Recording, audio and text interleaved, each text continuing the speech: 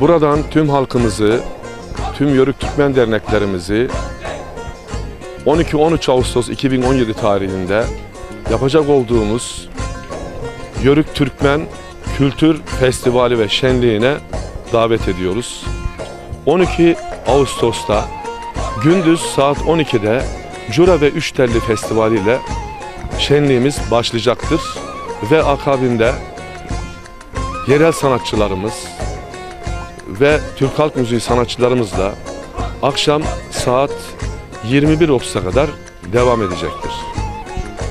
İkinci gün Pazar günü sabah saat 10'da başlayacak olan şölenimiz bütün Türkiye genelindeki derneklerimizin katılımıyla ve halkımızın katılımıyla büyük bir yörük göçü düzenleyeceğiz.